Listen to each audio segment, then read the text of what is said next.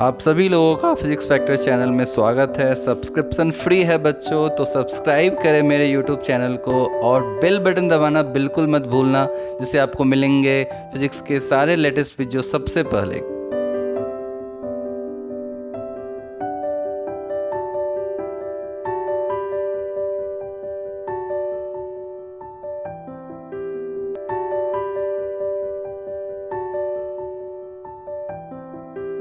Moving charges and magnetism.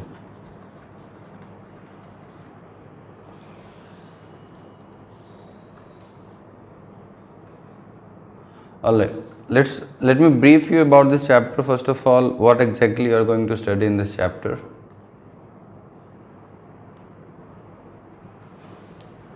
So in this entire chapter you are going to study mostly two things, or if I by parts into then three parts, you can say that this entire chapter is divided into three parts. The first part is calculation of magnetic field. Calculation of magnetic field. Just like you have calculated the electric field in the chapter 1, here also a new quantity will be introduced to you, and that is a magnetic field, and you are going to calculate it in various shapes, by various shapes like current carrying wires. So that is the first part of the chapter. The second part, you are going to calculate the force on a moving charge, on a moving charge particle. Okay, so that's the second part. And third part, force on a current carrying wire. You should always know what is exactly summary of the chapter, so that any problems comes, either you can classify any of the problem into these category. It is together we can say the force calculation, you can say. So basically actually two parts only, magnetic field and force, magnetic force. In this chapter we are going to study about how to find the magnetic field. You will learn how to find the magnetic field of various shapes. So here only you are going to study like similar to the electric field calculation that we have seen, no? Like we have used the integration method to find the electric field. So here, and we have also learned using Gauss law to find the electric field. Similarly, here also magnetic field will be using the integration method to find the magnetic field, plus there is one law called Ampere's law. It is analogous to the Gauss law. So Ampere's law also is used basically to find the magnetic field without using integration, without the help of integration. So this is the objective. So I hope today we can finish this chapter. We'll do it little fast, but I think it's not that difficult chapter. Okay? Alright, the first part that we are going to start is the calculation of magnetic field. So the first topic is, I have set out various topics. First I will brief you about the magnetic field. What exactly is the magnetic field? First, introduction to magnetic field. Okay, so now you are encountering a new quantity in physics, like various quantities you have encountered so far, like electric field, electric force, like various quantities like current, charge. So similar to this, there is one quantity called magnetic field.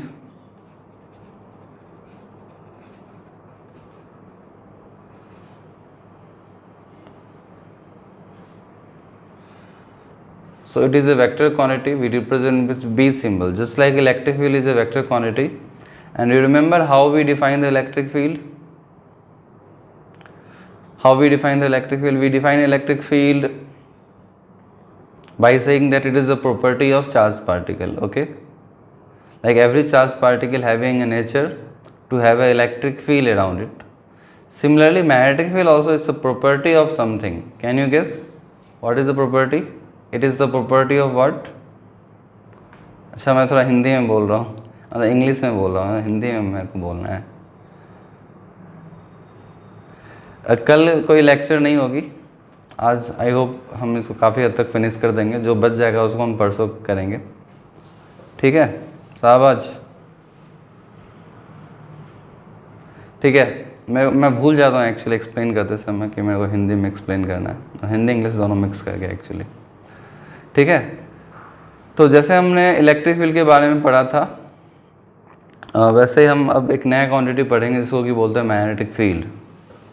तो electric field के बारे में आपने पढ़ा था ना कि electric field property of charge है, प्रॉपर्टी ऑफ स्टेशनरी चार्ज है। ये ध्यान देने वाली बात है कि यदि एक कोई चार्ज रेस्ट पे है, एक कोई चार्ज रेस्ट पे है, तो इसके चारों ओर क्या होगा, एक इमेजिनरी फील्ड लाइंस होगी।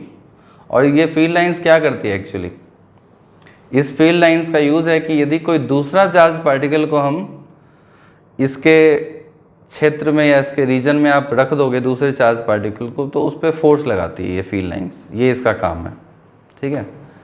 एग्जैक्टली सिमिलर तरीके से हम मैग्नेटिक फील्ड को भी डिफाइन कर सकते हैं, मगर यहाँ बस डिफरेंस ये है कि अब ये चार्ज पार्टिकल यदि मूव करने लगे, इसमें कुछ स्पीड आ जाए, जब ये मूव करती है तो ये अपने चारों ओर क्या पैदा करती है, एक फील्ड, फोर्स फील्ड पैदा करती है, जिसको कि हम बोलते हैं मैग्नेटिक फील्ड, ठीक है। तो अब ये कैसे पता चला, तो एक साइंटिस्ट नेम था जिसका नाम है ऑरेस्टेड, आई थिंक नाम सुना होगा आपने, Oersted, Hans Christian Oersted, HC Oersted. इन्होंने एक्चुअली डिस्कवर किया मैग्नेटिक फील्ड को, ठीक है। इन्होंने कुछ एक्सपेरिमेंट किया, लाइक करंट कैरिंग वायर थी। एक्चुअली करंट कैरिंग वायर में क्या होता है, चार्ज पार्टिकल मूव करते रहते हैं, ठीक है। हम एज्यूम कर लो कि पॉजिटिव चार्ज ऐसे मूव कर रहा है, ठीक है। तो इन्होंने पाया कि जो कंपास जो हमारा होता है ना, magnetic compass,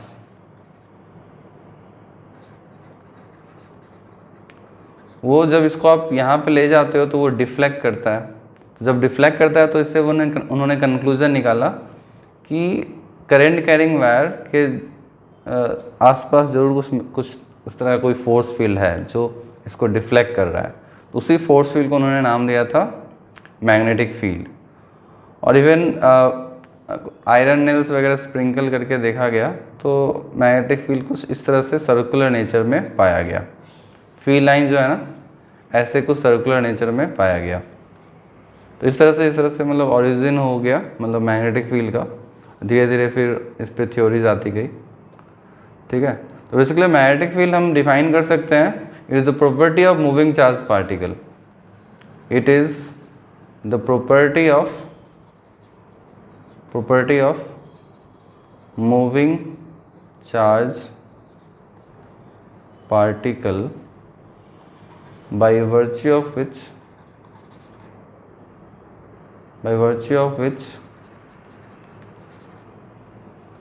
it generates an imaginary field lines around it, and imaginary field lines around it। ऐसे ये प्रॉपर्टी है, इस प्रॉपर्टी के तहत ये अपने चारों ओर इमेजिनरी फील्ड लाइंस डेवलप करती है, which can exert magnetic force on magnetic material. अब मैग्नेटिक मटेरियल क्या होता है, जैसे आयरन हो गया, उस तरह के मटेरियल, कोबाल्ट, निकल वगैरह, या फिर अपने से सिमिलर मटेरियल जैसे कोई दूसरे चार्ज पार्टिकल, और अनदर चार्ज पार्टिकल और current wire, current carrying wire. ऐसे लिखने के लिए बहुत कुछ लिखा जा सकता है मैग्नेटिक फील्ड पे, पूरी चैप्टर ही मैग्नेटिक फील्ड पे है। ठीक है, तो थोड़ा बहुत समझ में आ गया कि ये मैग्नेटिक फील्ड है क्या। तो इसको हम कैपिटल बी सिंबल से रिप्रेजेंट करते हैं मैग्नेटिक फील्ड को। ठीक है, और ये वेक्टर क्वांटिटी है, तो इसके बारे में लिख दो कुछ और चीज़ें, कुछ और पॉइंट्स कि it is a vector quantity, it is a vector quantity.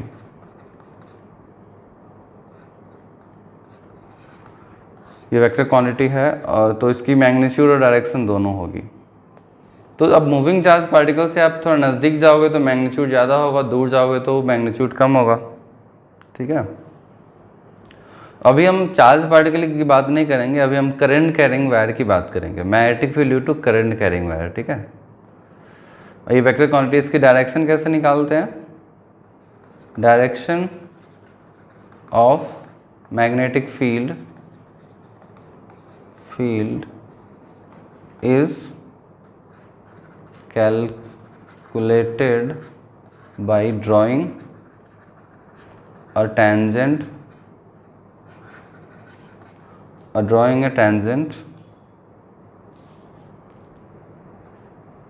at a given point of magnetic field.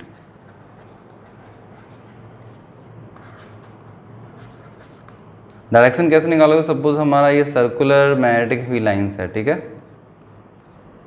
तो किसी भी पॉइंट पे आपको डायरेक्शन निकालना है, तो उस पॉइंट पे आप टेंजेंट ड्रॉ कर दो, उस पॉइंट पे टेंजेंट ड्रॉ कर दो, तो वो उसकी मैग्नेटिक फील्ड की डायरेक्शन हो जाएगी। और मैग्नीट्यूड हम निकालना अभी सीखेंगे। ठीक है, ऑलराइट। तो लोगों ने डिस्कवर तो कर लिया कि अच्छा मैग्नेटिक फील्ड इस तरह से होता है। तो अब बारी आई कि अच्छा ठीक है, मैग्नेटिक फील्ड तो बता दियो कि मैग्नेटिक फील्ड एग्जिस्ट करता है करंट कैरिंग वायर के द्वारा या फिर मूविंग चार्ज के द्वारा। तो उसकी वैल्यू क्या होती है, उसकी मैग्नीट्यूड क्या होती है? टेंजेंट आपको मैग्नेटिक फील्ड लाइंस के डायरेक्शन में ही ड्रॉ करना है। ठीक है, ऑलराइट। मैग्नेटिक फील्ड लाइंस ऐसे है ना, तो टेंजेंट ऐसे ही ड्रॉ करना है। ओके,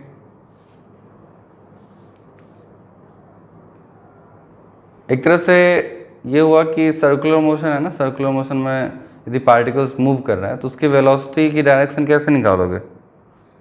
जिस डायरेक्शन में मूव कर रहा होगा कि उसके अपोजिट में निकाल दोगे। ऑलराइट, बस वही लॉजिक लगाना है। तो इंट्रोडक्शन टू मैग्नेटिक फील्ड हो गया।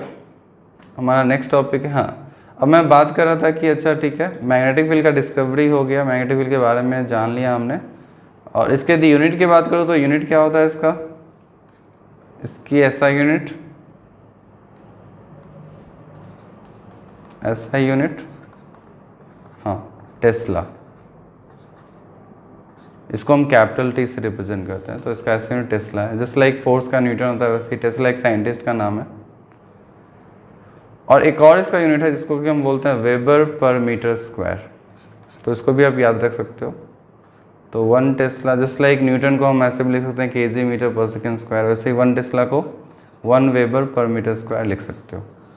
इसका सीजीएस यूनिट किसको पता है? यदि हम सीजीएस यूनिट की बात करें,